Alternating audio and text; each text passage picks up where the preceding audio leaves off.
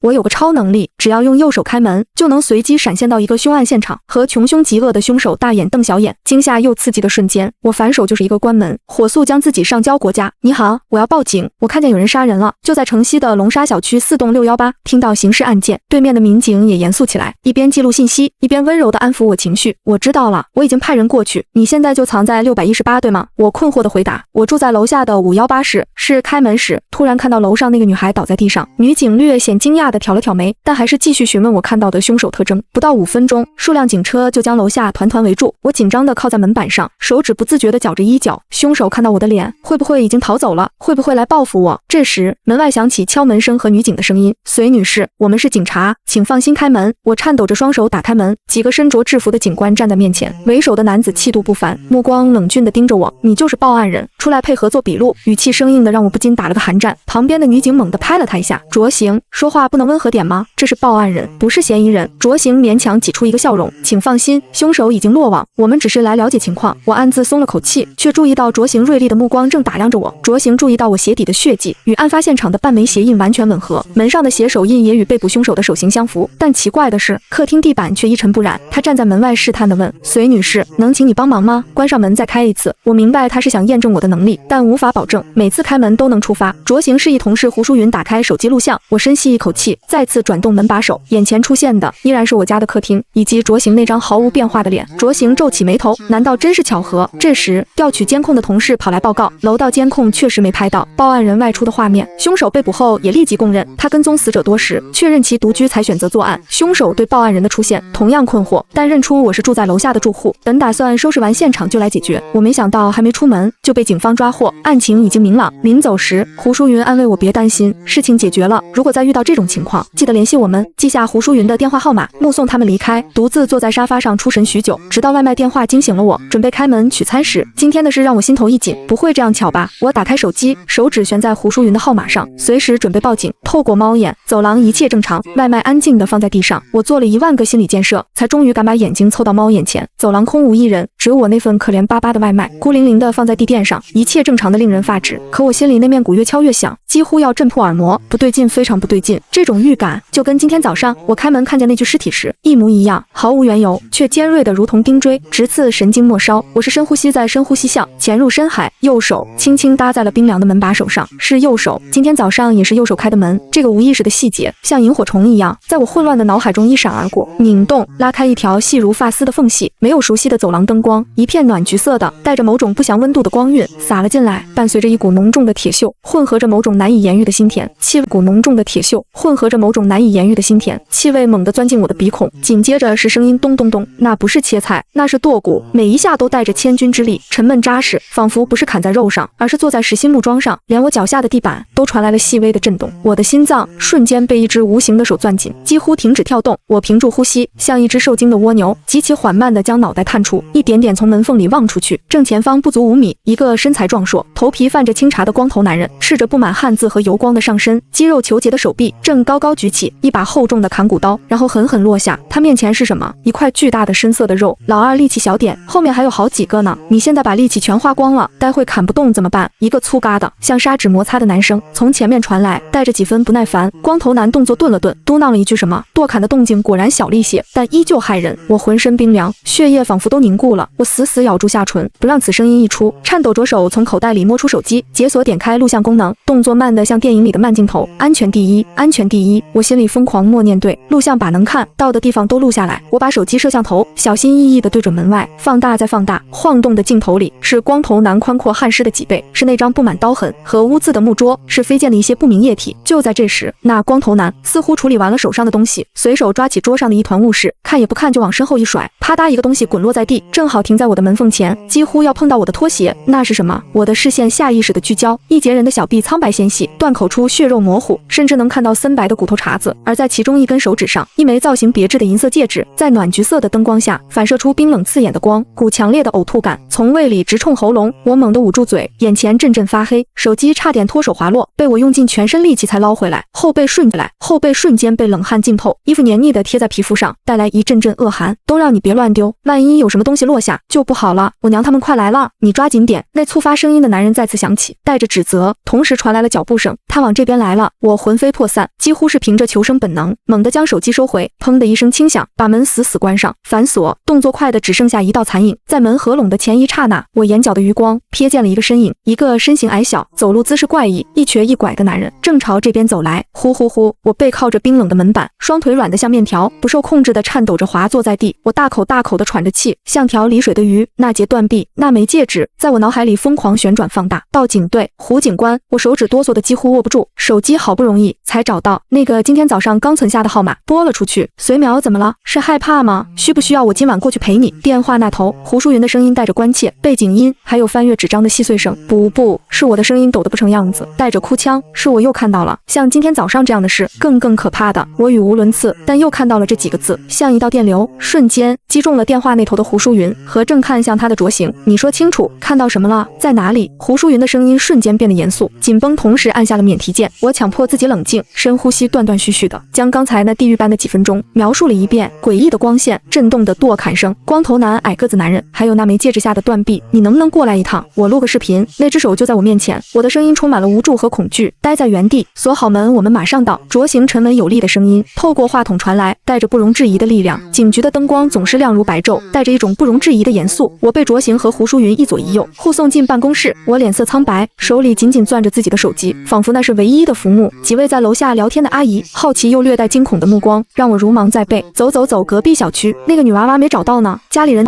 人都快急疯了，最近好几个人失踪了，男的女的都有，可得小心点。阿姨们的议论飘进耳朵，我心里咯噔一下。失踪案1个月前，我好像刷到过新闻。办公室里，我将手机交给卓行，卓行戴好手套，神色凝重地点开视频。那压抑的剁砍声，模糊却惊悚的画面，让整个办公室的空气都凝固了。胡淑云凑在一旁，眉头紧锁，敏锐地捕捉着音频里的信息，口音是本地的，语言习惯也是本地化，范围可以缩小。我则努力回忆着视频之外的细节，最边边的角落我没拍进去，挂着好几个大铁钩，旁边还有水管。我闭上眼睛，让画面清晰地烙印在脑海里。我想起来了，那种大铁钩跟我之前在乡下见过的屠夫挂猪羊的钩子一模一样。这条线索让众人精神一振。就在这时，办公室的门被猛地推开，一个满脸胡茬、眼带血丝的中年警官冲了进来，正是负责连环失踪案的周警官。他原本只是无意一瞥，目光却像被磁石吸住一样，死定在了投影屏幕上，被截断臂以及断臂上的戒指。等一下，周警官声音嘶哑，带着难以置信的颤抖。他几乎是扑到屏幕前，颤抖着手从口袋里掏出一沓照片，快速翻找，然后抽出一张狠狠拍在桌上。照片上是一个笑靥如花的女孩，她的右手食指上戴着一枚与断臂上一模一样的戒指。这是我们找了1个月的失踪者之一。周警官的声音带着压抑的痛苦和终于找到线索的激动。他最后消失在监控死角，死者身份确认，失踪案与杀人案并案。我提供的矮个子瘸腿的特征，结合本的口音和可能的屠宰场、废弃工厂环境，排查范围急剧缩小。看着办公室里瞬间忙碌起来，电话声、键盘声不绝于耳的警察们看着卓行紧锁的眉头和周警官疲惫却燃起希望的眼神，我坐不住了，一种奇异的责任感在我心中涌动。要不我再试试？我小声对卓行说，眼神却异常坚定。我总得弄清楚这开门。要不我再试试？我小声对卓行说，眼神却异常坚定。我总得弄清楚这开门的规律。在警局是比我自己一个人在家碰到要安全得多，而且早点抓到他们，可能就能救下更多的人。卓行内心剧烈挣扎，理智告诉他这太冒险，但情感上他无法拒绝。尽快破案，阻止更多悲剧的可能。周警官更是像抓住救命稻草般紧紧抓住我的手，小同志，拜托了，我豁出这条命也护着你。最终卓行沉重地点了头，但制定了周密的计划。警局一间空置的玻璃门前，气氛紧张的像拉满了弓弦。卓行亲自将一个小巧的类似纽扣的装置放在我手心，最新型的定位监视器，如果能扔进去，我们就能直捣黄龙。接着一条坚固的伸缩带绑在我腰间，另一端牢牢抓在卓行手里。一名持枪特警神情肃穆地站在我身后，枪口微微下压，随时准备应对突发情况。警官在一旁看得目瞪口呆，这阵仗比他当年抓持枪悍匪还大。我站在玻璃门前，深吸一口气，我先尝试用左手开门，门外是熟悉的警局走廊，白炽灯冰冷，果然不行。我换回右手，再次握住门把手，冰凉的触感让我打了激灵。我闭上眼睛，集中精神，心里默念找到他们，阻止他们。拧动拉开缝隙，暖橘色的光再次涌出，带着那股若有若无的血腥气。成功了！我心脏狂跳，小心翼翼地将手机摄像头伸进门缝，画面里依旧是那个光头男在剁砍，矮个子男人站在一旁指指点点。但这次我看到了新的恐怖，桌子旁边放着几个巨大的白色泡沫箱，箱子上赫然仰面躺着2具赤裸的尸体，一男一女。我强忍着视觉和嗅觉的双重冲击，将手机交给旁边的卓行，然后按照计划，小心翼翼地将手中的定位器透过门缝轻轻推了过去，滚落到角落，信号锁定城西废弃工业区，经纬度精确。负责技术支援的警察几乎立刻喊了出来，声音带着狂喜。电脑屏幕上城市地图清晰，一个红点疯狂闪烁，另一个分屏则显示着从定位器传回的实时画面。矮个子男人似乎有所察觉，猛地回头，疑惑地看向四周。关门着行低喝，我迅速拉上门，隔绝了那个恐怖的世界。我脱离般地靠在墙上，冷汗层层，但眼神亮得惊人。定位成功了，城西废弃工厂区，污水横流，恶臭扑鼻，堆积如山的垃圾上苍蝇萦绕，数辆警车悄无声息地完成合围。卓行、胡淑云、周警官各带一队，如猎豹般前行，靠近目标厂房。厂房内，生性多疑的矮个子男人心跳如鼓。老大光头男停下动作，嘶哑地问：“别收拾了，有条子从上面走。”矮个子男低吼一声，动作敏捷得像只猴子，迅速爬上堆积的箱子，用力顶开头顶，一块松动的铁皮探出身躯。然而他看到的是下方密密麻麻、严阵以待的警察。砰一声清脆的枪响，划破废弃区的寂静。胡淑云果断开枪，子弹精准地射穿了矮个子男企图掏枪的肩膀。惨叫声中，矮个子男从屋顶跌落。几乎同时，卓行带人破门而入，迅雷不及掩耳之势将还没反应过来的光头男死死按在地上，控制了现场。周警官一步步走向那泡沫箱上的2具尸体，他甚至不用掏出照片，那2张青白浮肿、布满尸斑的脸，正是他苦苦寻找了1个多月的失踪者。冰冷的绝望和破案的愤怒交织在他脸上。案件后续审理进展神速，这是一个以虐杀为乐的随机犯罪团伙，计划将受害者头颅寄给家属，制造恐慌。我的提前发现阻止了更大的悲剧。警局接待室，我啃着包子，听着胡淑云讲述案情，后怕不已。事情解决了，你也别太有压力。胡淑云将一条精致的银色链子递给我，里面有个小玩意，开机我们就能定位，你随身带着，以防万一。我看着手上的银链子，一副欲言又止的样子。这东西真的有必要吗？不很有必要。我站在促销商场的大门口，面色有些扭曲。自从上次从警局出来之后，已经1个多星期没有再碰过这种事了。周围很平静，也没有听到什么失踪或者凶杀案。一时之间我就放松多了，一放松的后果就是在门口又碰到了这种事。现在的情况是，前面是我握住的商场大门把手，身后则是一群虎视眈眈的大妈。想松手往旁边走，但是周围都挤满了人，动都动不了。周围还闹哄哄的，让我快点开门。他们着急进去买东西，把我让一下的喊话全都淹没在嘈杂的人声中。就在这时，身后传来一股巨大的推力，旁边的人也往这边挤过来。我刚松开的手再次被迫握上去，整个人被推搡的打开了门，被身后的人推着走进了商场。我有些绝望的闭上了眼睛。今天不宜出门啊！被裹挟着开门，刚进去就到了一个陌生的房间，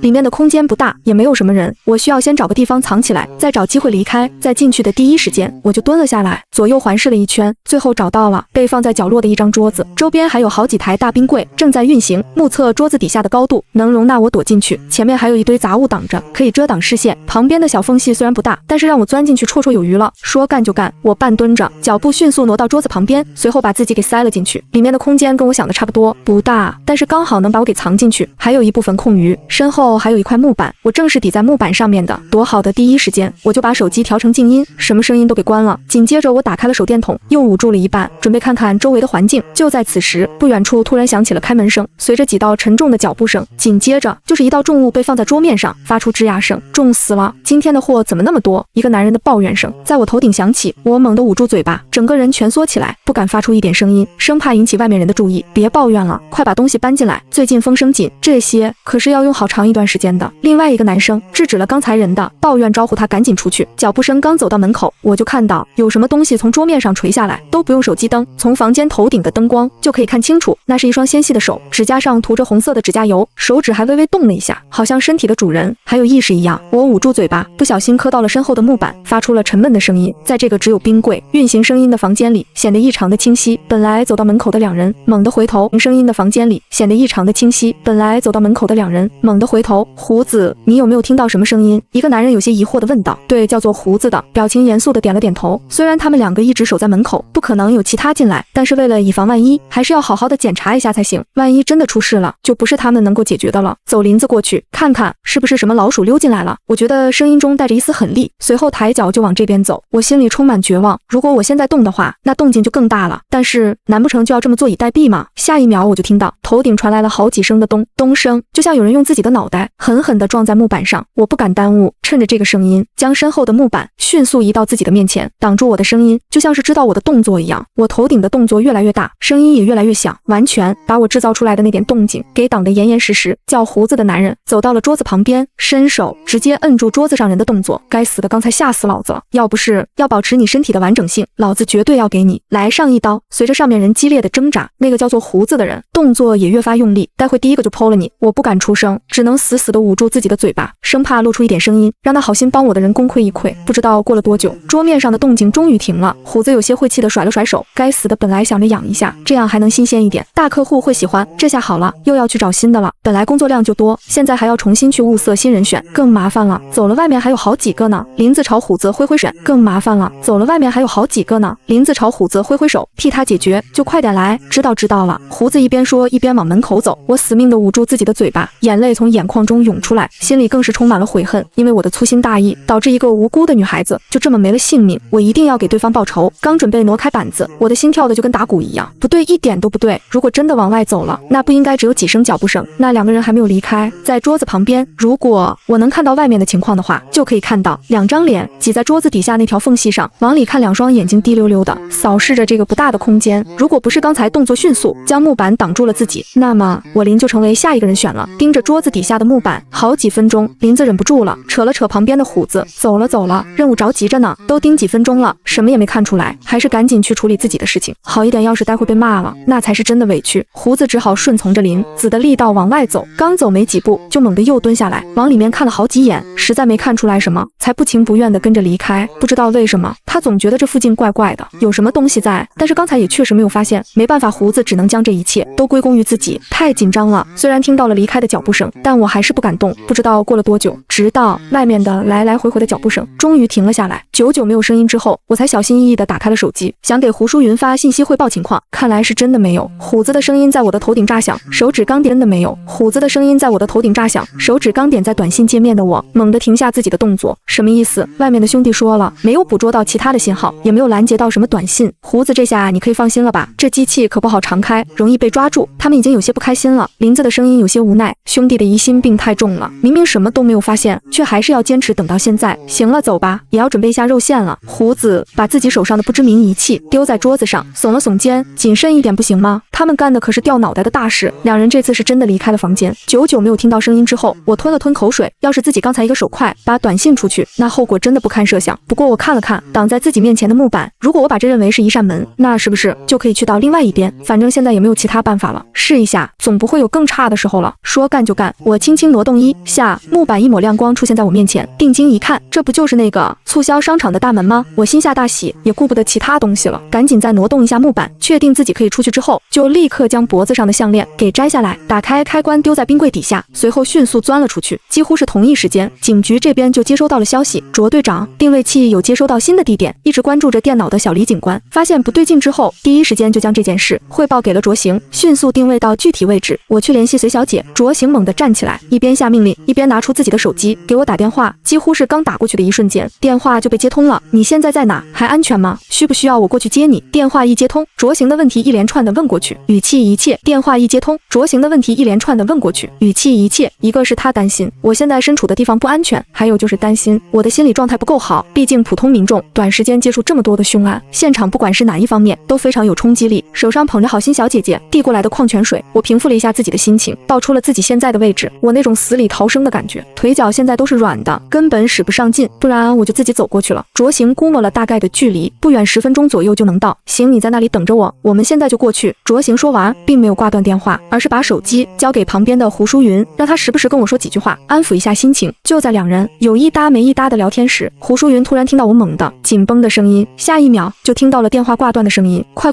车速再快点！胡淑云攥紧手机，眼神晦暗，不知道想到了什么，随后脸色突变，疯狂地催促着卓行开快点。卓行也没说什么，只是默默地加快了车子的速度。请问有什么事吗？我坐着看着站在自己面前的两个男人，有些紧张地问道。为首一个面容和善的男人，脸上带着笑容，上前一步，倒看你很不舒服的样子，要不要过去我店铺那里坐一下？不远的就在对面，你可以坐在外面的凳子上，这样你朋友过来就能一眼看到你了，总好过坐在这里挡住商场里来往的行人，那个胡子的声音，我呼吸一滞，这个看上去和蔼可亲的男人，居然是那个虎子。就算不是刚从那地方跑出来的，我也不可能答应他的邀请。疯狂摇头摆手拒绝，算了算了，我朋友很快就来了，就几分钟的路程，不用过去。听到只有几分钟就来人了，胡子给身后男人使了个眼色，刚去。听到只有几分钟就来人了，胡子给身后男人使了个眼色，刚没了一个好货，怎么不得带个回去当替补？随后两人上前一步，刚准备伸手的时候，就听到了身后传来别人的呵斥声。你们两个准备干什么？胡子和身旁的男人猛地收回手，脸上带着讪笑解释道：没什么，没什么，这不是想着带人家姑娘往旁边坐坐，别挡路吗？说完就扯着同伴赶紧离开了。我紧绷的身体没有放松下来，这个声音我也很耳熟，那叫做林子的，都不用想就能明白这几个打的什么主意。林子是一个看上去胖乎乎的中年男人，身旁还有个女人挽着他，两个人的姿势亲密，表情亲密，不知道的还以为是一对恩爱的夫妻。小姑娘，你没事吧？你没跟着去是对的，女孩子就是要有一些警惕心。林子身旁的女人笑盈盈地走过来，刚准备伸出手去拍一下我的手臂时，被我一个动作给躲开了。我小脸绷紧，不好意思，我有严重的洁癖，最不能接受被陌生人触碰，不然会起疹子。我随口扯了一个谎言，浑身上下都透露出拒绝的态度。女人收回自己的手，脸上完全没有被拒绝的难堪，而是异常自然的坐在我的身边。林子也坐在我的另外一边，两人一左一右的将我夹在中间。不知情的人一眼看过去，还以为他们是一起的，或者说这本身就是林子两人所打算的。我有些坐立难安，刚准备站起来，就被一左一右摁住了肩膀。小姑娘别那么着急，再坐会多好，反正你朋友还没来，我好喜欢你，能交个朋友吗？女人笑盈盈的说出来的话，却让我忍不住动了动肩膀，把她的手给弄了下去。交个什么朋友？这一看就是冲着自己来的。我真的同意了，那么估计没几天就会传来自己失踪的消息。知道这两个不是什么好人，我自然不估计没几天就会传来自己失踪的消息。知道这两个不是什么好人，我自然不可能答应他们的请求。林子从自己手上的塑料袋拿出一个包子，递到我面前说道：吃包子吗？刚蒸好的，保证新鲜。还没等我回答，下一秒我就被拉到了一个宽阔的胸膛中。你们是谁？为什么要纠缠我的朋友？卓行侧过身体护住怀中的我，胡淑云也满眼警惕地看着林子俩，人女人也没想到他们会来得那么快，连忙摆手解释道：误会，误会都是误会，我们只是看到有人纠缠她，想着过来陪一下这个小姑娘而已。既然你们来了，那我们也就可以走了。说完就拉着林子快步离开了这片区域。晦气看上的货物居然就这么溜走了。女人经过我身边的时候，忍不住啐了一口，早知道不搞什么怀柔政策了，直接把人带走完事。现在好了，丢一个，后面还要花时间去重新找回。车上我有很重要的事情要跟你们说，来不及计较他现在的姿势，我声音焦急，让卓行和胡淑云赶紧带自己回车上。宝子们，现在开始，第一人称改成第三人称，主角随苗那些事可不好在这里说。卓行和胡淑云也知道事情的严重性，什么都没说，把随苗带回了车上。后座椅上，胡淑云将随苗从头到尾检查了一遍，确定除了身上的灰尘有些大，没有其他伤口之后，才松了一口气。你是又发现了什么吗？卓行通过后视镜看着靠在胡淑云肩膀的随苗，问道。说到这个，随苗猛地坐直了身体，盯着他们两个，一字一句道：对，又是一个现场。我那时候还穿了过去，跟那群人几乎可以说是近距离接触了。只卓行猛地踩了一下刹车，没有防可以说是近距离接触了。只卓行猛地踩了一下刹车，没有防备的随苗和胡淑云往前倾了倾身体，赶紧用手抵住，稳定了身形。卓行看了一眼，沉声道：正好到警局了，直接进去。说好了，正好把其他人也给喊过来。从随苗的表情可以看出来，这次的案子估计也没有那么简单。一行三人急匆匆地穿过大厅，就看到好几个家属扶着周警官在那里哀嚎，其中还有人时不时敲几下自己的胸口，一副痛心疾首的样子。这时随苗看了一眼，忍不住问道。胡淑云给他解答了一下，这是上一起案子受害者的家属昨天才把所有被那群人埋起来的都挖了出来，法医检查过后确定没有什么遗漏了，才通知家属过来认领。随苗表情带着一丝不忍，他们本来还抱着说不定自己家人还在人世的希望，现在直接让来认尸，何尝不是另外一种残忍？如果自己能早一点发现，是不是就会有另外一种结局了？别想太多，如果不是你及时发现并报警，说不定现在他们就接到了自己家人脑袋的快递，那样对他们来说更残忍。你已经做得很好了，别太苛责自己。胡淑云一眼就看出了随苗现在在想什么，拍了拍他的肩膀，让他别想太多。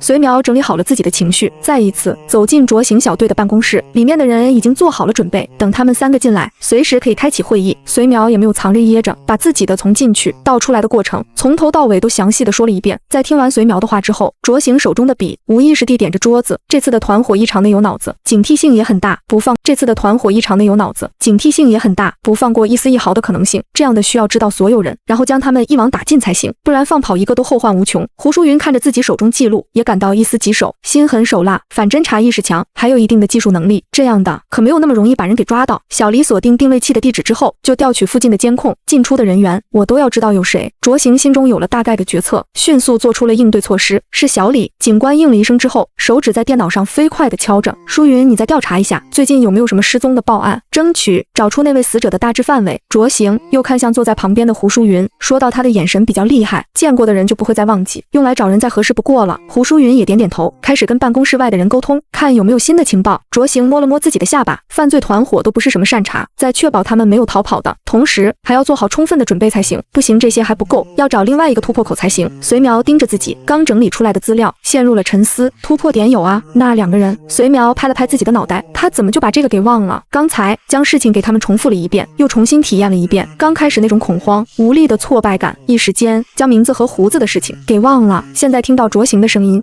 才一下子想起来。隋苗有些无奈地拍了拍自己的脸，对着会议室其他人的脸说道：“忘记说了，刚才那一男一女，女的我不知，但是男的是那个搬运尸体的林子。就在他们来之前，那个虎子也装好人走过来，说让我过去对面的坐一下。”卓行有些兴奋地拍桌而起，定位器的位置虽然距离那座商场不是很远，但也不是面对面，距离胡子所指出来的那个位置，应该就是他们另外一个据点，甚至还有可能是他们转移的中转站。我现在就让人去调取那附近的监控，到时候把人都给截一下，过来辨认。隋小姐，待会还是要麻烦你了。卓行看着隋苗说道。隋苗摇了摇头，表示这个并没有什么。想到自己有可能已经被盯上了，不早点把那群人给抓住，他睡觉都睡不安稳。其他人也没有闲着，他们不仅要调取监控，还要把再远一些的监控也调过来看一遍，以防有什么漏网之鱼。很快一大沓监控截图就放在了隋苗的面前。隋小姐，拜托你了。卓行将手上红笔给隋苗递了过去，脸上带着感激。隋苗也没有说什么，接过笔拿起来就是一张一张的翻着，找到了隋苗，很快就从里面抽出了2张正脸截图，在上面画了一个重重的大红圈，这个就是那个虎子，这张脸他是不会忘记的，还有他的3个同伙，自己也是记得一清二楚。卓行拍了几张照片，让出外勤的警员多关注一下他们的位置，很快正在出外勤的警员就会报了最新关注一下他们的位置，很快正在出外勤的警员就会报了最新的情况。他们在路边的一个小摊上碰到了这个被卓行叮嘱要重点关注的虎子，等看清楚他们在干什么之后，出外勤的警员给卓行打了一个电话过去，是说他们在摆摊卖包子。卓行听到这句话的时候，有些不敢置信的皱了皱眉，一个非常有嫌疑的犯罪团体现在在卖包子，这是什么操作？物色新的受害者人选吗？隋苗皱了皱眉，这里面肯定有什么自己遗漏的地方。闭上眼睛仔细回想了一遍那群人的对话，这3句话猛地撞进隋苗的脑海里面，一下子把他的思绪拉到另外一边。因为新书正在开刑侦题材，所以隋苗也了解过一些国内外的大案，自然对这个有点印象。再想起这几句话之后，想法自然而然就往这方面靠。大胆假设，小心求证，有什么想法你就说，我们大家一起讨论一下这个想法的可行性。卓行看着隋苗欲言又止的样子，敲桌子让他放心大胆发言。卓行都这么说了，隋苗也不是什么扭捏的人，直接把刚想起来的几句话以及自己的猜想说了一遍。不管怎么样，也算是一个方向。果然，在听到隋苗的猜测之后，众人沉默了一下，随后默默在自己的笔记本上记下了这一点。接触多了，他们会忍不住往各种阴谋论上面靠，譬如什么踩点或者伪装自己消除嫌疑。而且这种杀人后将对方做成菜的案子并不少见，是他们一时间走了弯路，才没有想到这一点。你们去打听一下这个包子摊的事情，然后找2个人去买一份，送回来。另外一组继续关注定位器所在的那一片区域，务必要在第一次住定位器所在的那一片区域，务必要在第一次的行动中就将这群人一网打尽。但凡放跑一个，他们会藏得更深，然后找机会卷土重来，会对整个社会造成非常严重的影响。卓行一边分派任务一边说道，得益于隋苗发现的早，犯罪团伙这边还不知道，他们已经掌握了这么多的证据，他们现在需要的就是这个时间差，要在这个时间段内收集到足够多的证据，再加上一直让人盯着那一片，一有什么不对劲的就可以直接过去抓捕了。明白。电话另外一边传来了一个年轻且坚定的声音，在挂断电话之后就转身就朝着包子摊的方向走去。很快一份热气腾腾的包子就被送到了卓行等人的手中，而卓行这边也是第一时间就被送到了检测室，想看看里面的肉馅究竟是什么成分。报告结果很快就送到了卓行的手中，上面标注着里面的肉馅为100%猪肉，完全没有他们所猜测的那些东西。隋苗总觉得里面有什么东西被自己忽视了，且他可以肯定自己没有认错人，这个声音就是那个虎子的。还没等隋苗想明白是什么，卓行和胡淑云已经商量出了一个新的办法，去拜托局里刚进来的2个新人，让他们找自己的朋友帮个忙，去那个包子摊买一份这个包子再送过来。有些犯罪团伙对他们这个身份异常敏感，一点不对劲都不会涉险，而他们一般都经过了严格的训练，有时候举手投足之间会不自觉地带上一些他们职业特有的习惯，谨慎一点的就会第一时间注意到这其中的不对劲，从而收手。要想他们完全放松警惕，那么就只能求助于那些普通的市民。事情跟他们想的一样顺利，很快另外一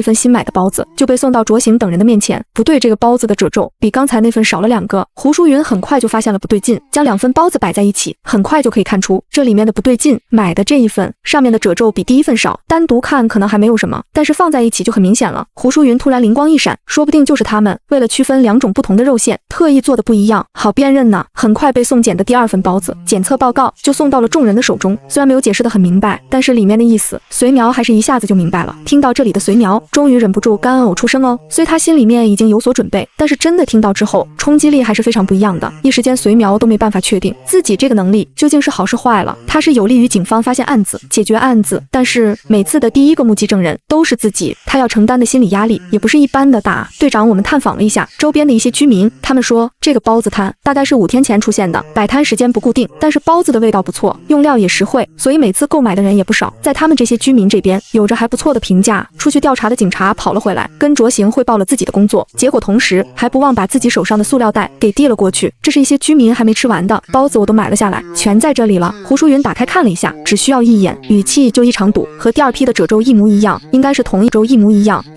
一份的。卓行也没有说什么，让身旁的警员把这个再送到检测室，让他们随机检查几个，看是不是同一种情况。而一直盯着监控的小李警官也有了新发现，队长，就在刚才有一行人抬着好几个冰柜走进了定位器所在的区域。卓行和胡淑云猛地窜到小李的旁边，看到监控上的一幕，也不再耽误时间，直接下了命令，一组去找周警官借。几个人将卖包子的一行人给抓起来，其余的都装备好，自己跟我过去现场。卓行很快就做出决定了，并且再次让隋苗在办公室待着。隋苗表示自己可以外看看情况，真有事他们再过去也不急。不过这个提议也被卓行给拒绝了，离开之前还拍了拍隋苗的肩膀，沉声道：我们不能什么都依赖你，今天这次就让你看看我们的实力，就是你就在这里等着我们的好消息就行了。出发前，胡淑云也拍了拍隋苗的肩膀，让他不用着急，一切还有他们呢。话都这么说了，隋苗也不好意思再开口，只能听从安排，坐在办公室上，眼睛也死死地盯着电脑屏幕上的画面，真有什么事的话也能想想办法。就在这时，办公室的门被推开了，一股福尔马林的辛辣刺鼻气味从门口传了进来，紧接着就是皮鞋踩地的声音。隋苗扭头看过去，一个扎着高马尾的慵懒美人端着一杯咖啡走了进来，随后一屁股坐在了隋苗的身边，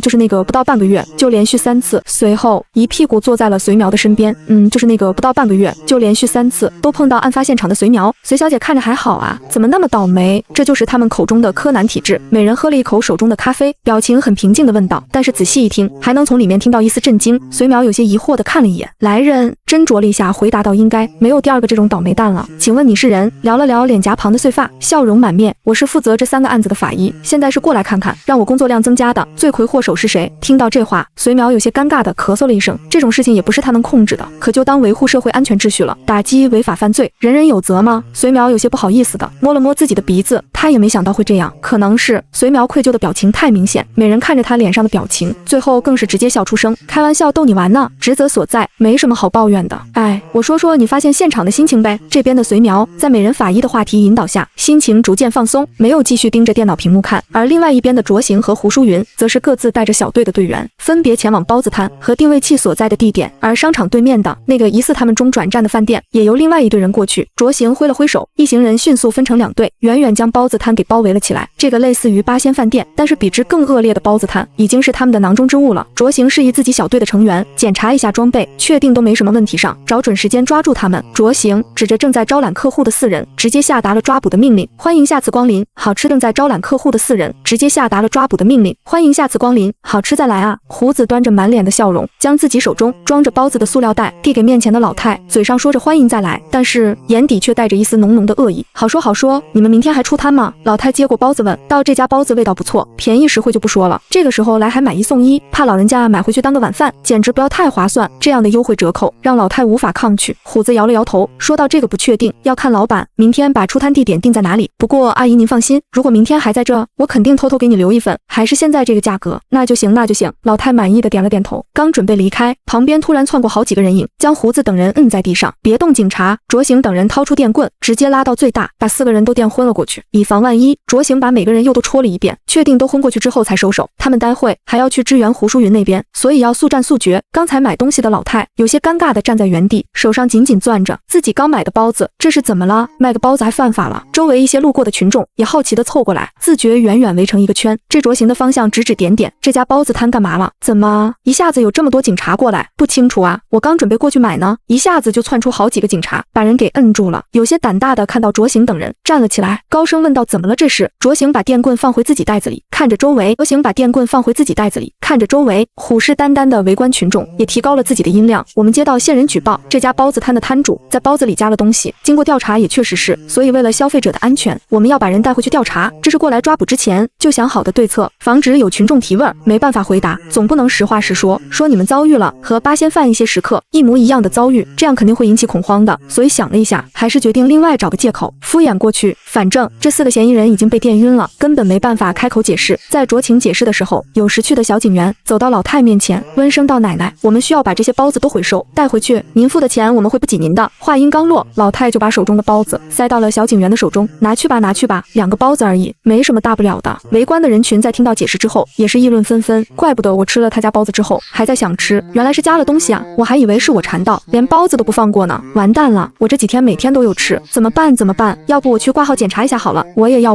眼看现场要不受控制了，着行连忙出声安抚各位放心，因为这件事的波及范围大，他们售卖包子的时间也长，所以我们会向上申请一个专门的医疗组来检查的，各位可以关注一下我们警方的公众号，到时候会在上面通知的。因为刚开始只是粗略的检测了一遍是具体肉馅里面是否还有其他致病的病菌也未可知，所以为了群众的安全，他们高低要给食用过的安排一次体检。不过肯定有人会等不及自己去检查，到时候还需要叮嘱一下医院的医生，统一一下口径，避免造成更大的恐慌。医生统一一下口径，避免造成更大的恐慌。听到警方有安排之后，围观的群众纷纷松了一口气，有安排就行，有安排就行。见把人员给安抚好了，着行也来不及耽误其他时间，指挥手底下的小警员把昏迷过去的胡子等人抬上警车送回警局，而剩下的人则是跟他一起过去支援胡淑云那边。等到约定地点的时候，着行发现胡淑云还蹲守在那里，眼神死死地盯着那边，动不动的。情况怎么样？着行问道。胡淑云摇了摇头，说到情况有点不太好，我们刚到的时候也看到了搬运冰柜的，以为可以抓个正着，可是还没等我有动作，其中一个手脚不稳没背住，冰柜的一边还是掉了下来，打开了一大半。我也是那时候才看到，冰柜里面空空如也，里面什么都没有。去套话估计也是同一个结果，什么都没有。可是这样就有另外一个问题，他们没有正经借口了，这才是胡淑云纠结的地方。纠结归纠结，但是胡淑云还是一五一十将自己发现的东西给着行说了一遍。我刚刚看了这几栋，应该都是同一个老板的，如果我们没有一个熟手带领，可能进去刚走几步就会被里面的人给盯上了，到时候可能还没找到随小姐丢定位器的现场，里面的东西就已经被转移得一干二净了。着行烦躁的揉了揉自己的头发，胡淑云担心的也确实很有道理，但是他们不能再躲了。躁的揉了揉自己的头发，胡淑云担心的也确实很有道理，但是他们不能再躲了。胡子4个已经抓了，现在最多拖延到今晚，到时候对方绝对知道出事了，想想办法才行，不能等太久，不然对方就会察觉到不正常了。着行表情沉吟，准备想想办法，难不成要把虎子带过来指路？不行，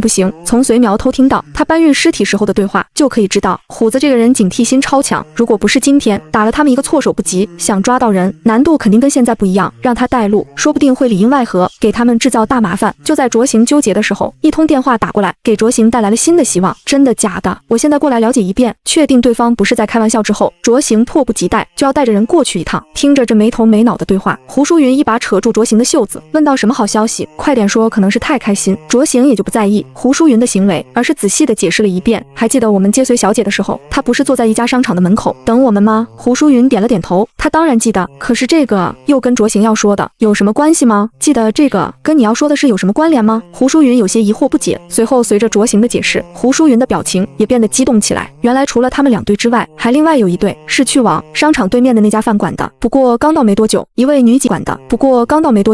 女警生理期肚子舒服，脸色都变白了，还在硬撑。后面还是他的队长发现了不对劲，把人赶到对面的商场，让他在里面休息一下。没想到弄巧成拙，刚好碰上用送卫生巾为借口的拐卖行为，于是将计就计，成功将2名人贩子给抓住。随后在厕所堆放清洁工具的隔间里发现了一道暗门，女警也不敢耽误，制服这2个之后，就急忙联系了自家队长，把事情从头到尾给他说了一遍。等人到齐之后，紧接着就是2两一对。探查这个暗门究竟通向哪里。让他们所有人都没想到的，就是这道暗门最后的出口，居然就是那个商场的后门。而后门这边有一条没有监控的小道，可以迅速且隐蔽的通往对面的小饭馆，能在其他人都没有发现的时候，迅速把被绑架的女生送过去，然后他们再返回来，出去用商场的监控洗清自己的嫌疑。如果不是女警这次偶然的发现，说不定饭馆的人跑了都不一定知道。干得不错，等这件案子结束，说不定还会获得表彰呢。队长笑呵呵的拍了拍女警的肩膀，这一次的突破口都是多亏了他。夸了一下队员之后，队长就迅速通知了卓行，对方也没有辜负他的诚意，一下子就表示要过去帮忙。经过商量决定，胡淑云继续带着人守在这里，盯着对面的动静，而他则是带着人前往商场那边，配合第3小队将这个犯罪窝点给销毁，把他们的后路都给断了，到时候就可以围剿了。很快卓行就带着人赶到了商场这边，两队人手商量一下，确定了方案之后就迅速散开。卓行带着人守在正面，而第3小队的队长则是从暗门出发，两边人同时进攻，将里面的人给抓了个正着。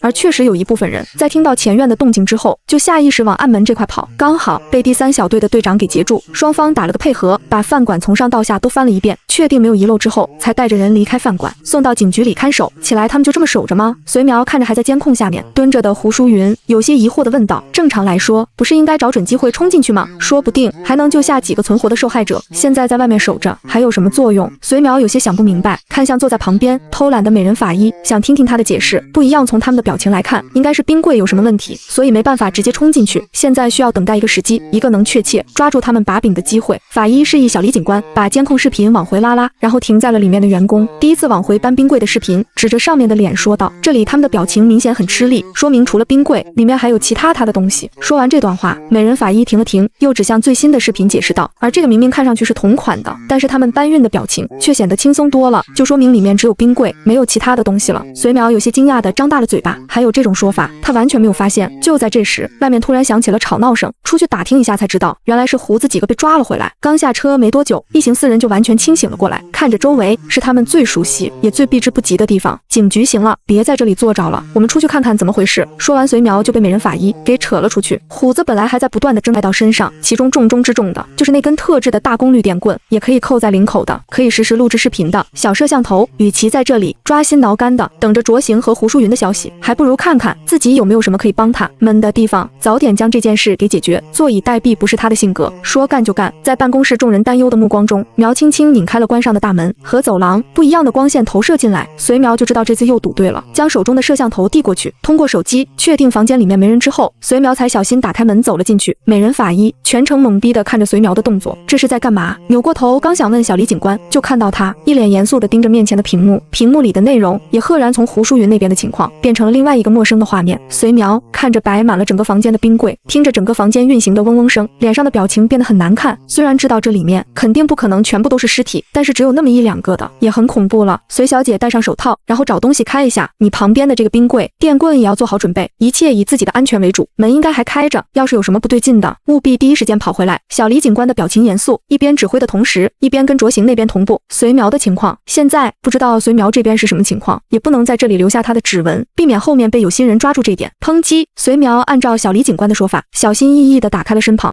正在运行的冰柜，随后将自己的那个摄像头递到上面，让小李警官看看里面是什么东西。安全正常的肉类储备。下一个，小李警官一边记录着，一边指挥随苗前往下一个目标。至于那些没有运行的，出于安全考虑，随苗并没有触碰，并且在路过的时候还把手中的电棍护在身前，眼观六路，耳听八方。随小姐回来，外面的动静越来越大了。卓队长他们还没有到那边，应该是你在这里的行踪被暴露了。就在随苗准备开最后一个冰柜的时候，小李焦急的声音从耳麦中传来。看着最后一个没开的冰柜，随苗心里有种预感，他们想要的证据就在这里。这个冰柜在最角落，还用东西挡着，要不是走过来的时候不小心踢到盖在上面的布，肯定发现不了。里面应该就是我们要找的东西。我再看一次，总不能到最后一步。缩脑袋，随苗咬了咬牙，再一次重复了之前的操作。摄像头刚递过去的那一瞬间，小房间的门就被推开了，一个看起来瘦瘦小小的男人站在门口，眼神犀利地扫过整个房间，最后目光一下子锁在了随苗的身上。虽然不知道你这只小老鼠是怎么进来的，但是来都来了，那你就留下来好了，刚好之前那些都没了，你还可以当个新菜品。男人舔了舔自己的嘴唇，表情有些兴奋，他瘦得有些过分，整张脸看过去就像是一层皮包着骨头，双眼通红，眼皮外翻，嘴唇上却长着大大小小各种水泡，神情还莫名的很亢奋，像随苗的眼神中带着一丝贪婪，好像看到了什么非常喜欢的食粉，像随苗的眼神中带着一丝贪婪，好像看到到了什么非常喜欢的食材一样。跑小李警官在看到摄像头传递过来的画面之后，第一时间点了保存，随后一声高喝，彻底惊醒了随苗。随苗拔腿就往门的方向跑，瘦猴男人也是第一时间跟上。虽然他整个人看上去瘦瘦小小的，但是整体的爆发却不容小觑，几乎是一下子就追上了随苗。没办法，随苗只能左绕右绕的，利用这里面的冰柜作为阻挡，暂时摆脱了男人的追捕。很快，随苗背靠在门板上，只要往后退一步，他就能回到安全的区域，不用担心被抓住。但是随苗不甘心，随苗咬了咬牙，把手背在身后，借助身体的遮挡，将手中的电棍电量调到最大。他刚才也注意到了，这瘦的皮包骨的男人手上没有任何的武器，那自己现在手里有一份可以威慑到他的，自然是不能落下。小李警官几乎是1秒钟就猜出来了随苗的想法，心里面着急，只能急匆匆的拨通卓行的电话，跟他说明了一下情况，让他保护好自己，我们现在就过去。果然，卓行在听到随苗的操作之后也坐不住了，带着手底下的队员急匆匆的赶过去。而随苗这边一边在心底倒数眼神，一边死死的盯着那个急速朝自己靠近的男人。下一秒，男人那张恐怖的脸出现在他的面前。跑不动了吧？刚才乖乖听话多好，就不用遭受这些了。瘦猴男人一边说，一边伸手朝着随苗抓来。他今天必须开张，不然下个月连钱都交不起了。这么想着，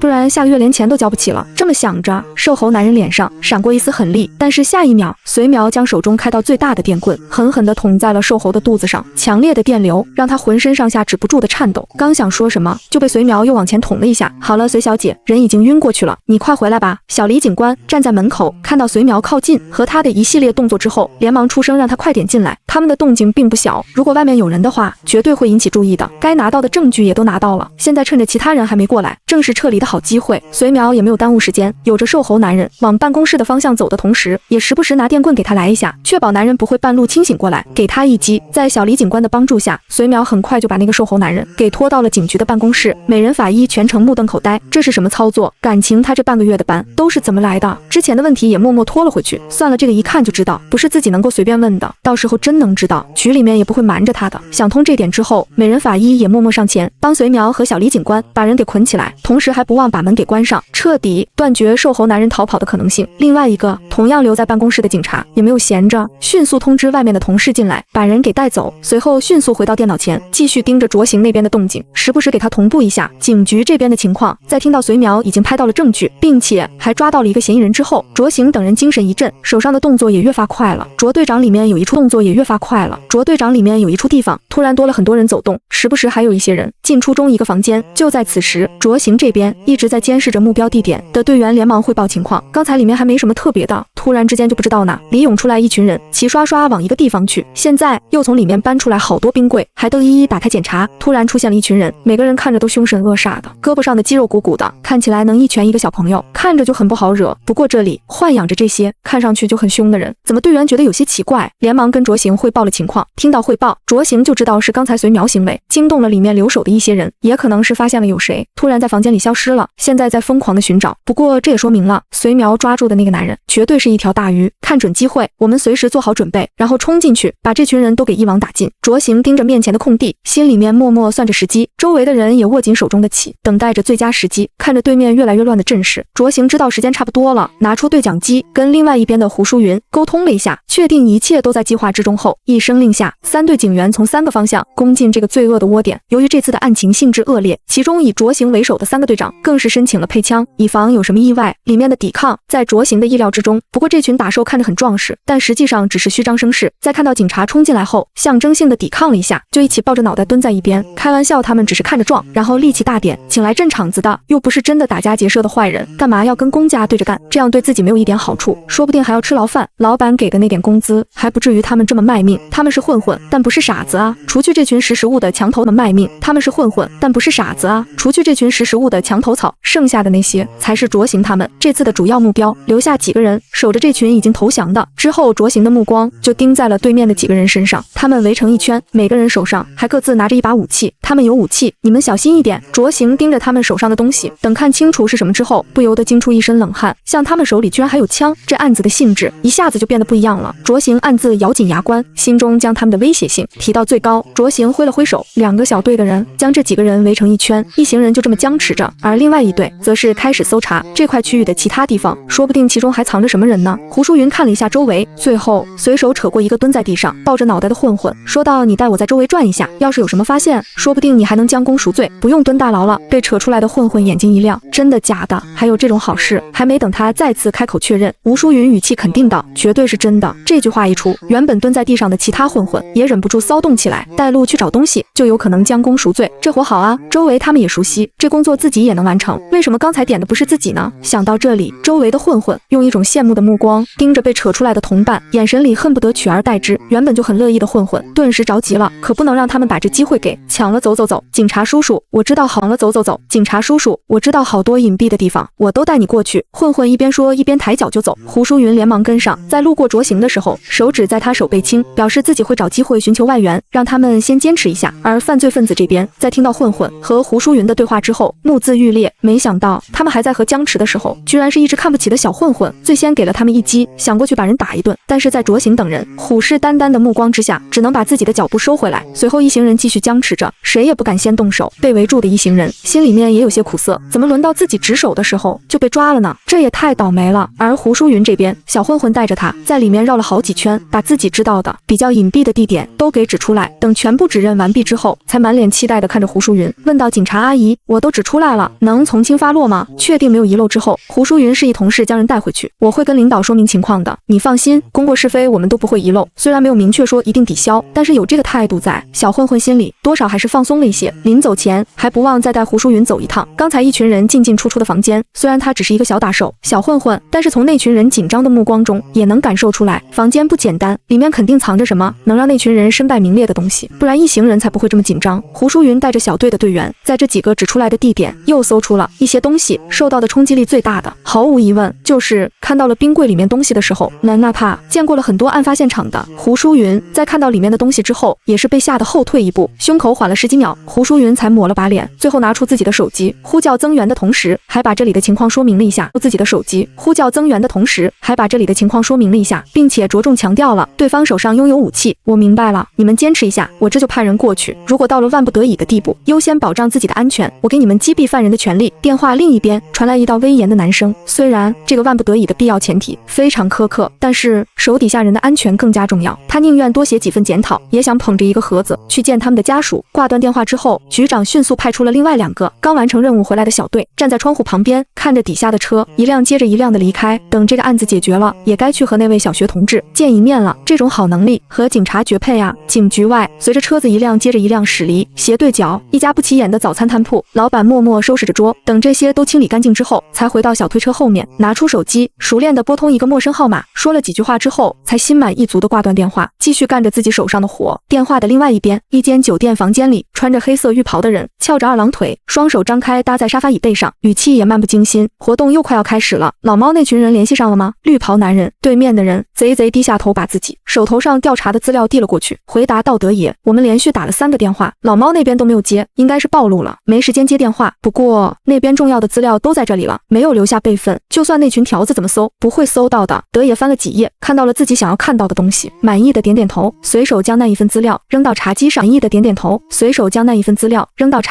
端起旁边的红酒，一边晃着，一边说到：“老猫跟了我这么久，我也不能看他被条子抓住逼供，这样吧，你去给他一个痛快，就当是我送给他的礼物了。等把老猫解决了，那么这件事的真相就会被永远烂在肚子里。”对面低着头的男人有些不敢置信地抬起头，他没听错吧？这种情况不应该是把人救回来吗？怎么有意见？德爷瞥了男人一眼，语气平淡无波，但是却能从里面听出一阵寒意。没有。男人摇了摇头，坚决否认。等出去之后，看着手上的钱币，再一次肯定了自己心中的想法。而另外一边，确定没有什么遗漏之后，胡淑云才带着小队的人回到卓行旁边，他们一行人还在对峙，好像在比谁能坚持得更久一样。不过到底是卓行，他们每天训练，身体素质远比这群人好。被围起来的罪犯一行，已经有人手臂颤抖，举枪的手更是抖动不停。要不是不能被抓住的想法支撑着他们，估计早就把手中的东西丢到一边了。卓行知道这是一个机会，目前优势在他们这边，只要坚持下去，说不定能把伤亡降到最低。看到胡淑云一行人回来之后，卓行也明白了，其他东西也调查的差不多。被围在中间的男人咬了咬牙，他不是傻子，自然也能看出来，现在的局面优势并不在他，再怎么僵持下去，那么到后面自己绝对会被抓住，往后走谁拦就直接开枪。咬咬牙，男人还是决定拼一把，不能在这里坐以待毙，拼一下，说不定自己还有逃离的机会。现在他们手上也有枪，为了最大程度的减少伤亡，不到万不得已，面前的这些条子是不会开枪的，正好可以趁着机会跑出去。说干就干，话音刚落，一行人围着男人，趁着机会跑出去。说干就干，话音刚落，一行人围着男人，缓慢而有规律的往后离开。事实也正跟他想的一样，卓行等人只是跟着移动，没有真的开枪。只要到了外面的大街，周围那些来往的行人增加，这群人的行动也只会更加拘束，到时候自己逃跑的机会就更大了。而卓行这边完全是听到了胡淑云传来的消息，局长派人过去，紧急往这边赶了，下定决心要在今天把嫌疑人都抓捕归案，有坐标有指挥，肯定可以把这群人给一网打尽。就在老猫还在一点一点往门外挪的时候，德野派过来的清道夫也准备就绪。砰！就在老猫一只脚快踏出大门的时候，一枚子弹从他对面的高楼射出来，正中眉心，脑袋突然出现一个大窟窿。老猫还没弄清楚这究竟是怎么一回事，就被之前的同事给一击毙命了。本来还围着保护他的一些打手也懵逼了，你这样让我们很难做啊！继续跟警方对峙吗？那可能下一个被带走关起来的就是他们了。这么回事，局长难道没说要留活口吗？卓行看着瞪着一双眼睛倒地的老猫，声音有些不敢置信，这不对啊！胡淑云更是连忙拿出自己的手机，迅速拨通了局长的电话。在德增援还没到，就明白这一枪是他们自己同伴打的，为的就是灭口。在听到胡淑云的解释后，都不用卓勤开口，第3小队的队长就带着人往刚才子弹射出来的方向跑去。胡淑云看着躺在地上死不瞑目的老猫，低声问道：现在怎么办？卓行盯着面前已经没了声息的老猫，又看了看因为老大死了一时迷茫不知道要干什么的小弟们，舌头顶后牙槽，说道：先把他们带回去，虽然只是一些小喽啰，但是知道的东西肯定也比那些小混混多。行，胡淑云没有质疑，是招呼自己的队员把人给带回去。因为老猫死了，刚才还有心情抵抗的手下现在也没了动力，一个两个乖顺的伸出手腕，任由胡淑云等人把他们给扣起来。而局长派过来支援的，在知道对方还有一个狙击手，并且这边不需要他们帮忙之后，就带着人赶过去支援第3小队的队长了。他们不能放任这样一个危险人物在城市里乱逛。卓行一行人押送着他们回到警局之后，就看到隋苗蹲在办公室门口，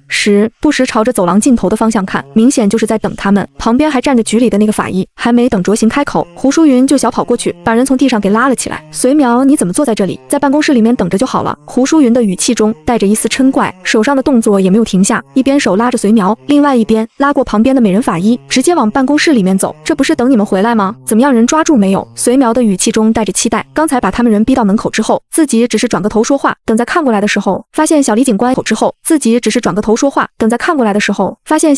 已经切屏了，键盘敲个不停，好像在处理什么紧急事情，看得隋苗都不好意思开口，让他切屏看后续，只能蹲在门口等待着卓行和胡淑云回来听第一手消息。在听到隋苗的问题之后，胡淑云想了想，措辞严谨地回答道：应该算成功，不过没活抓到另外一条大鱼，有点不太好定义。卓行也走了过来，直接坐在旁边的椅子上，手指灵活地转着一支笔，语气散漫：顾大法医，有工作了还不过去吗？小心我举报你偷懒啊！美人法医顾灵非常不耐烦的朝着行翻了白眼，一改在隋苗面前的优雅，回对的语气也非常不客气：就你屁话多，有工作老娘会不知道处理吗？说是这么说，但对完之后，顾灵还是非常诚实的，从椅子上站了起来，往外走的时候还毫不客气的在卓行脚上狠狠地踩了一脚，过来把那几份报告带走，别想我帮你拿过来，顺手的事情还要我特意跑一趟，真的是咖啡喝不喝，给你冲一杯。卓行骂骂咧咧的，但身体还是很诚实的跟了上去。走出办公室的下一秒，顾灵又回头朝隋苗打个招呼：隋苗，我下次再来找你玩。隋苗有些尴尬的朝他挥了挥手。等到两个人都离开之后，隋苗凑到胡淑云身边欲言又止，不知道为什么总感觉这两个人之间的氛围有点怪怪的。还没等隋苗问出口，胡淑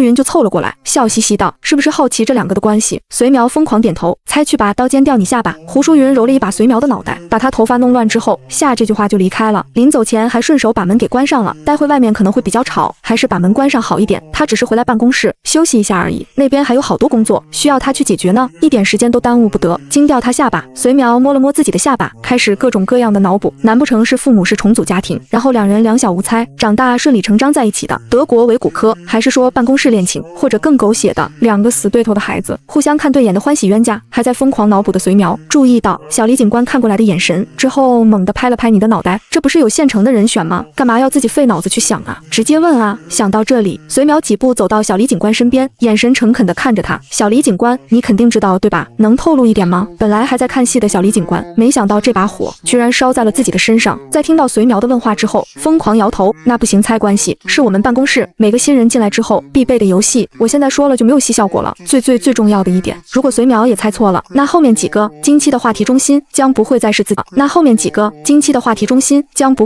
己。想到自己那时候冒出来的笑话，以及后面被调侃的次数，小李警官表示自己绝对不会开口，没得到自己想要的答案。隋苗咬咬牙，他就不信自己猜不出来。见隋苗的注意力不在自己这边之后，小李警官一边处理着工作，一边说道：隋小姐，你先休息一下吧，估计这次也要给你做个笔录才行。情，就凭着随苗，后面还抓了人回来，以及发现了很多重要的证据，份笔录就少不了。而且想到自己收到的消息，小李警官看向随苗的眼神中带着一丝羡慕，自己非常努力才考到了这个警局，而随苗却只用了3次就成功为自己拿到了一个编制，而且一进来的等级就比自己高，这让小李警官有些焦虑不安。不过想到随苗这3次经历的事情，小李警官本来有些躁动的心情一下子又平静了下来。几乎每一次随苗都是直面凶手的，即使今天还跟犯罪分子周旋了那么久，差点就交代在那里了。想到这里，小李警官本来还有些羡慕妒忌的心情一下子就平缓多了。随苗想想也是，准备出去上个厕所，就回来好好待着。刚打开门，随苗又沉默了。关门再打开，还是同一个场景。面对那几双恐惧的眼神，随苗往后退了一步，看向不远处的小李警官，语气变得有些沉重。小李警官说出来你可能不信，我好像休息不了了，还有定位器吗？要不给我一个？本来还想着等随苗回来该怎么安慰一下他的。小李警官在听到这句话之后猛地抬头，随后迅速从桌子上又给随苗拿了一个定位器递过去，语气焦急的询问怎么回事。估计是捅到人贩子的老窝了，我看到好几个小孩子。随苗叹了一口气，接过东西之后对他们比划了一个噤声的手势，才将手中的定位器打开丢了进去。小李警官也来不及说什么，在随苗的丢东西动作的下一秒，迅速回到自己的位置上开始定位，同时操控上面的微型摄像头观察周围的情况。他要弄清楚这房间里除了这群孩子还有没有其他人了。定位地点也很快确定了下来，就在本市。不过这次的地点并不是在城西，而是在城东，那边的话就需要其他警局的配合了。想到这里，小李警官也没有耽误时间，确定了房间里面没有大人之后，迅速联系了局长，把事情从头到尾说了一遍，和小隋同志打好配合，安抚那些孩子的情绪。我这边立刻联系城东那边的同事，让他们做好准备，随时支援。本来还在处理今天这个案子的局长，在听到小李警官的汇报后，很快就做好了安排。挂断电话之后，局长才有些筋疲力尽的揉了揉自己的眉心。虽然说小隋同志帮他们抓到了很多的犯罪分子，及时阻止了一场又一场的惨剧发生，但是这个工作量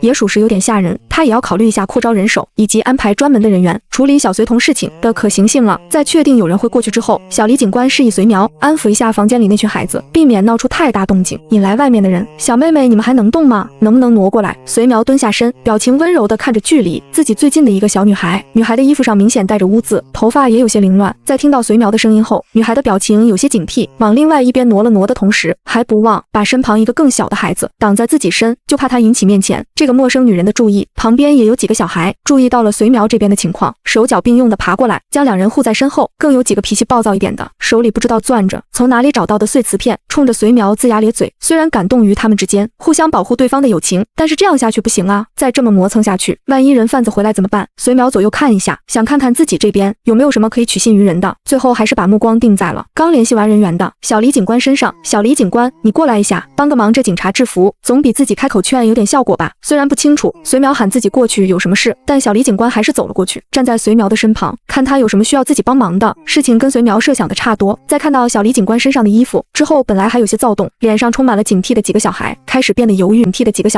始变得犹豫。有一个看起来小一点的孩子站起来想说什么的时候，被旁边的人狠狠地扯了一下，将他拉到自己的身边。恨铁不成钢道别，过去说不定又是骗子呢。难道你不记得自己是怎么被抓了的？能不能长点心？被阻止了的孩子表情有些踌躇，他当然记得，可是他们都被抓进来这么久了，那群人贩子也不至于再装成警察叔叔来骗他们吧？还没等小李警官开口说话，屋外突然传来了一阵急促的脚步声，那群人贩子回来了，来不及把他们都带走，先乖一点在这里待着，我们已经联系上距离你们最近的警察来救你们了，待会要是有人问你们，就说没见到其他人，怕自己突然出现在这里了，会引起人贩子的警惕性，影响到局长他们的部署。美苗只能匆匆交代几句，就把门给关上了。就在门关上的下一秒，另外一边的铁门猛地被推开，两个看起来凶神恶煞的男人大摇大摆地走了进来，每个人的手上还都拿着一根粗壮的布满了小刺的树枝，要是抽在人的身体上，带来的痛苦可不容小觑。闹腾什么呢？在外面就听到你们嚷嚷的声音，今天都给我老实点，要是被我发现，谁待会还大吵大闹的，小心我待会就把你们卖给一些偏僻的小山村，这辈子也别想出来。为首的比较瘦的男人一边说着，一边朝孩子们走过来，脚上的动作也没停过，不断地踢着周围的一些东西，确定孩子们没有藏东西之后，才嗤笑一声，转身准备离开。临走前可能是心气不顺，又顺脚踹了一下离他最近的一个孩子身上。成人脚上的力气可不是一个饿了好久的孩子能够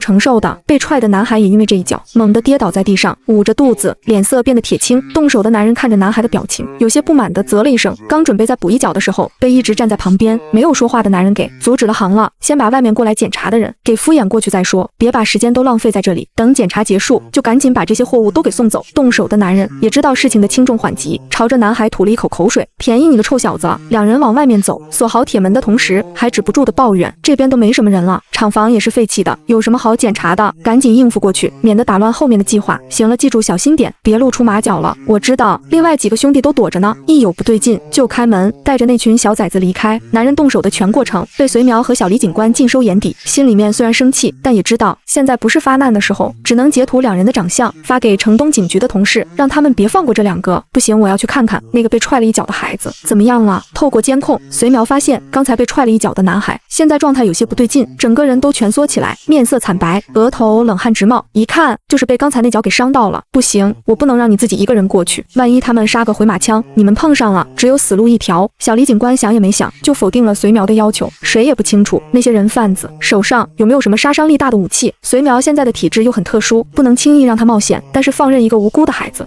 继续疼着，小李警官也无法接受这样的安排。想了一下，小李警官表情有些犹豫地看着隋苗，问道：“隋小姐，你这个能带人吗？如果可以的话，他跟着过去，拜托。”旁边的同事帮忙盯着电脑，他和隋苗速战速决，赶紧把那个被踢伤的孩子给带回来。隋苗也不清楚这个可不可行，他最多就是今天把一个罪犯给拖了回来。不过既然能带人回来，那带过去应该也不是什么问题吧？不清楚，但是总要试一下。隋苗摇了摇头，语气坚定：“孩子不能再等了，刚才还有哼哼声，现在从监控上看，捂着肚子的手都无力松开了。”不用小李警官开口，办公室里另外一个一直关注这边情况的小女警及时将常备的一个小药箱给递到了两人的手边。段威，麻烦你在这里门口这里守一下，如果有什么问题随时支援。小李警官看着站在门口那里等着自己的隋苗，拜托了一下小女警之后，连忙跟上隋苗。而另外一边，一群小孩看着躺在地上不省人事的男孩，纷纷爬到他身边，拍脸的摇晃身体的。怎么办？杨洋就是没醒，他会不会跟随姐姐一样再也醒不过来了？其中一个蹲在男孩身边的孩子表情慌张，想到那个再也没睁开眼睛的姐姐，周围几个年龄小一点的眼睛明显变红，声音也开始哽咽。刚才那个警察阿姨呢？我想她了，她能不能过来救一下杨洋啊？一开始还阻止小朋友靠近，隋苗的女孩声音带着杨啊，一开始还阻止小朋友靠近，隋苗的女孩声音带着明显的哭腔。如果她刚才态度好一点，是不是那个阿姨就不会生气离开？这样的话，杨洋就能获救了。周围几个的表情也有些懊恼，早知道他们刚才的态度就好一点了。就在这时，隋苗猛地推开门，带着小李警官冲了进来。迈过门槛的时候，小李警官感觉到了一股明显的阻力，好像有什么东西在阻止着他过去一样，用力往仓库这边挤，但是感觉也没什么用。隋苗回头一看，发现小李警官一半身体过来，另外一半还留在办公室那边，表情还有些狰狞，脖子上更是青筋暴起，一副用力了的姿态。小李警官，你还好吗？实在不行的话，你先回去等我消息。隋苗伸出手扶住小李警官，准备把他推回办公室，但是在隋苗接触到他人的下一秒，小李警官明显感觉到肋骨阻塞，瞬间消失不见，来不及思考是为什么。小李警官抓着药箱冲到了杨洋面前，熟练的从里面拿出工具，诊断不行，隋小姐，这个孩子需要赶紧送医。简单检查了一下之后，小李警官的表情有些凝重，那个畜生这一脚可没有收力，掀开杨洋的衣摆，可以看到一个青紫的印子，正是刚才那一脚给踢出来的，力气这么大，说不定还伤到了里面的内脏，这已经不是他能够解决的事情了，那就赶紧把人给带回去。隋苗也来不及说什么，跑过去一把将杨洋给抱起来，就往门的方向冲。跑回去的同时，还不忘让小李警官安抚一下那几个孩子，他等不及了，要先把这个孩子带回办公室，让留守的同事赶紧把他送到医院才行，再耽误下去，隋苗怕孩子会出事。看着隋苗把杨洋抱走，另外几个小孩下意识想冲过去拦住人，但是想到他们是来帮忙的，才硬生生控制住自己的动作。已经有很多警察叔叔阿姨知道你们被拐走了，现在正在赶过来，各位小朋友再坚持等一下好吗？小李警官把剩下的孩子都招到自己身边，盘腿坐在地上，语气温和地跟他们解释着，城东警局派来的兄弟们应该也快到了。围在小李警官身边的一群孩子点点头，表情有些激动。终于要离开这里了吗？太好了，他们想爸爸妈妈了。而刚才那两个男性人贩子把手上的棍子扔到一边，拍拍手上的灰尘，就往门口走去。有人在里面吗？开个门例行检查。破旧的工厂大门被拍得砰砰作响。男人整理了自己的衣服，又看了一下周围，没有什么可疑的地方。没问题，门口就5、6个男的，穿着之前检查人员的衣服。另外一个男人通过门口的监控，确定周围没有其他人。而这几个拍照的拍照，做记录的做记录，一眼看过去，确实没什么问题。那就给他们开门，赶紧应付过去。万一那群小崽子闹起来，暴露了就难办。么办了？一边说着，一边往厂门走去，准备给外面的检查人员开门。虽然他们上头有人，被抓到了也没什么关系，但是能不被抓还是不被抓好一点。门一打开，几位检查人员一进来，看了一下周围，确定没有埋伏人员之后，猛地扑过去，一左一右的将两个男人摁住，还顺便捂住他们的嘴，防止他们发出声音，引起其他人的注意。老实待着，把其他人的位置说出来。为首的队长摁着其中一个的肩膀，表情严肃，一双眼睛如鹰眼一般锐利，扫视着其他人可能藏身的地方。队长，我给那个兄弟打个电话问一下吧。跟在身后的一个小警察拿出了自己的手机，准备电话询问小李警官。队长也没有阻止，孩子们的情况不明，现在肯定是速战速决最好。很快电话就被接通了，拿着手机的段威听到对面的问话之后，语气中带着一丝疑惑：小李警官已经到了，你们还没碰面吗？到了。队长听到这话，又把周围给看了一遍，什么都没有发现。算了，没时间在这上面浪费。示意队员把电话挂断，随后拿出早就准备好的手铐，把两个人贩子给铐了起来。为了防止他们发出声音，提醒其他人，队长和另外一个贡献出了自己的老头衫，塞住了这两个人的嘴巴，留下一个人盯着他们。之后，队长就带着剩下的几个去搜查其他房间了。所幸这个工厂的占地面积并不是很大，再加上他们一行人进来的动静不大，没有吵醒那几个躺在房间睡觉的人贩子，同伙火速将他们拿下，确定没有漏网之鱼之后，才开始搜找孩子们的位置。很快他们就摸到了关着孩子们的房间门口这边被那几个人贩子刻意用东西挡着，一时半会还真不好找。再听到外面的动静，小李警官将表情慌乱的孩子们护在身后，自己整个人挡在他们的面前。随苗也从门那边探出头来，朝着他们伸出手，要不然我带几个孩子先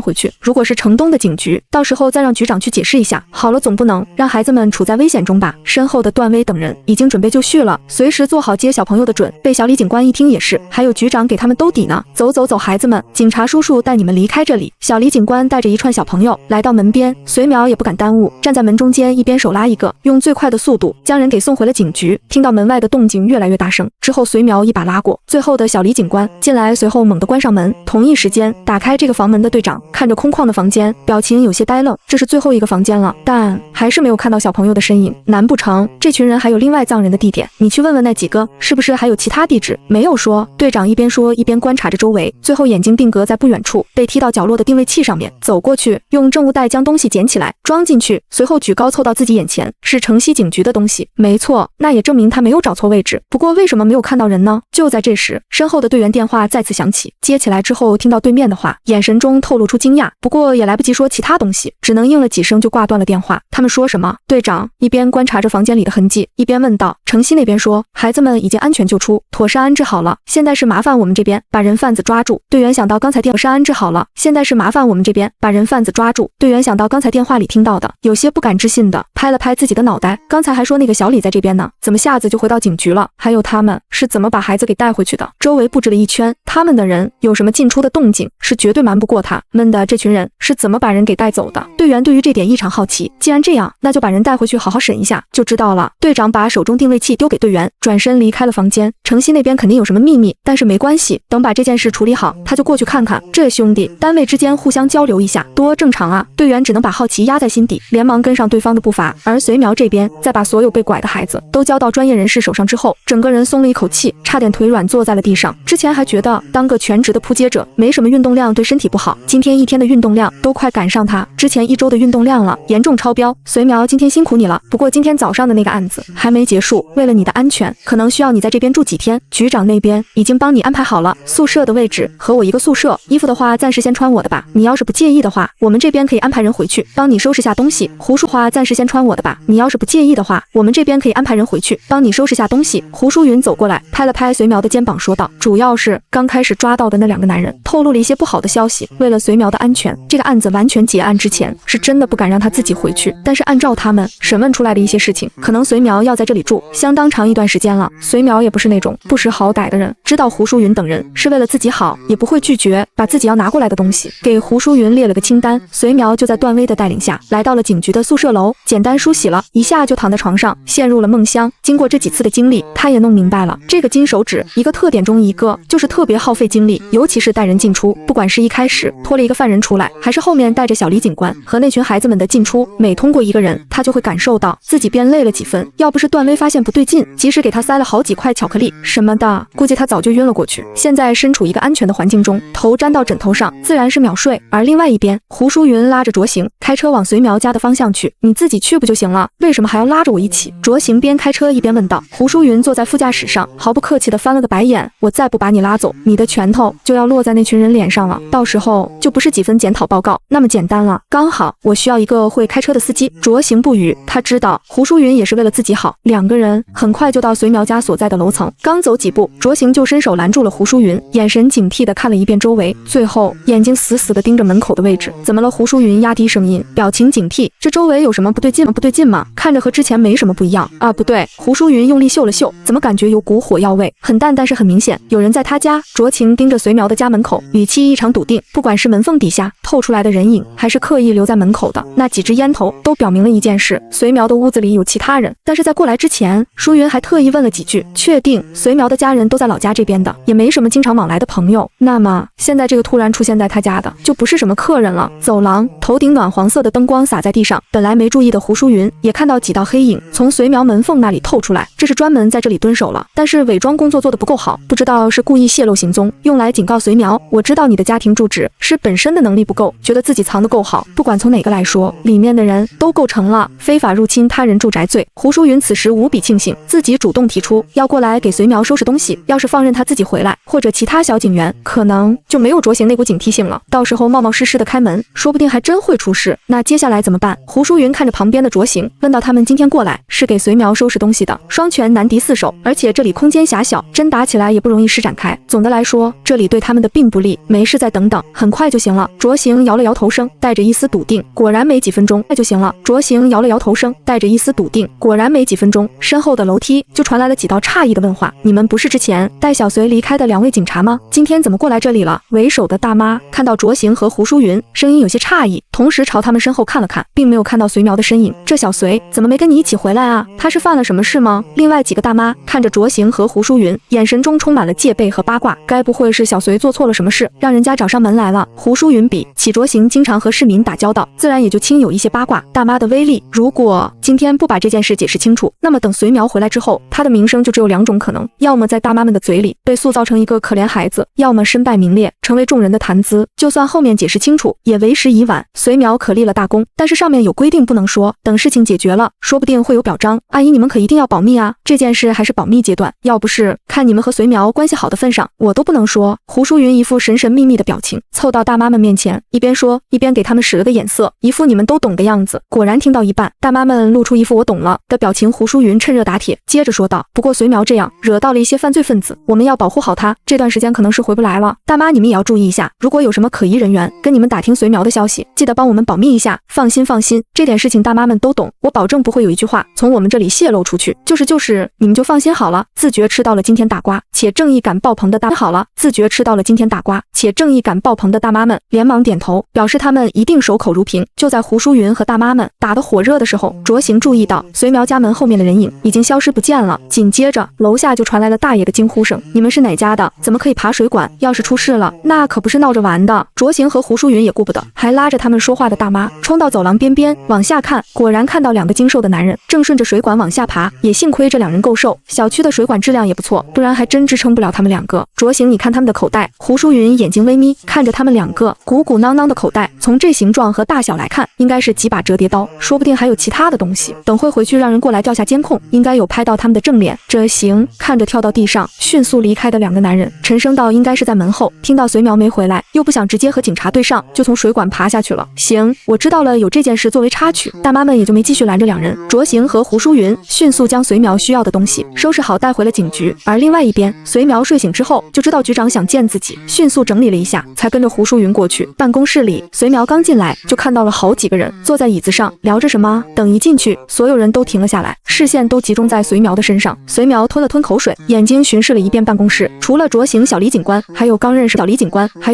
没多久的美人法医顾林，以及两个看上去就很严肃的中年男人。小随来了，来坐。为首的中年男人看到随苗之后，热情地朝他招手，示意他过来这里坐着。胡淑云拍了拍随苗的肩膀，让他不用担心。等坐稳之后，中男人简单的做了个自我介绍，随后才说明喊他过来的主要目的。小随，你的这个特殊的体质，我们已经报备上去了，上面的指示呢，呢？是想让我们摸清楚这中间的规律是什么，这样才能时刻做好准备。所以这段时间可能需要你常驻在警局了。还有一件事，就是你发现且协助我们侦破的那几起案子，功劳我们是记在心里的，但是现在情况特殊，还不能跟外面公布你的贡献，希望你能理解一下。但是我们也为你争取了一个编制，警局的特殊顾问，工资福利照常，不需要你坐班，你觉得怎么样？时间紧迫，任务繁重，局长也没有绕弯子，而是把事情一股脑跟随，描述清楚。这好事随苗自然不会拒绝，连忙点头表示自己没意见，他又不是那种不识好歹的人。看到随苗同意之后，局长松了一口气，紧接着就又说了一个让随苗绝望的事情，那就行不过小随啊，你的体力跟不上，这段时间就跟着卓行他们好好训练一下吧，跟上，你这样跟走路有什么区别？到时候真有人要把跟上，你这样跟走路有什么区别？到时候真有人要抓你，就你的速度，一抓一个准。卓行放慢自己的速度，跟在随苗的身边，看着他有气无力的样子，语气更是恨铁不成钢，这慢吞吞的速度，要是他手下那群臭小子早就一脚踢过去了。卓队长，我又不是什么吃了兴奋剂的，作为一个体能废，能坚持到现在已经很不错了。随苗费力地瞪了卓行一眼，他就是一个能躺着绝不坐着，可以一天不下床的臭写小说的，能够坚持1星期跟他们跑步，已经是很大的进步了。拔苗助长也不是这样来的，嘴上虽然抱怨着，但是随苗的动作却没有停下来，而是默默加快了自己的脚步，努力跟上前方的卓行。等好不容易完成了今天早上的锻炼，卓行和胡淑云一左一右的撑着随苗，胳膊陪着他慢慢走着，放松肌肉。你们今天不用处理案子吗？随苗看着身旁的2个人，语气有些疑惑。前几天还恨不得一天有48个小时可以用，除了吃饭，几乎全部时间都扑在了案子上，睡觉和锻炼的时间都是硬挤出来的，现在居然有闲心在这里散步。差不多了，你拖回来的那个终于撬开了，提供了一堆有用的线索，目前是3队的在处理，而你和小李救回来的那几个孩子也都找到了家人给送回去了。胡淑云伸了个懒腰，语气充满了感慨，终于能好好的休息一下了。卓行也满脸期待，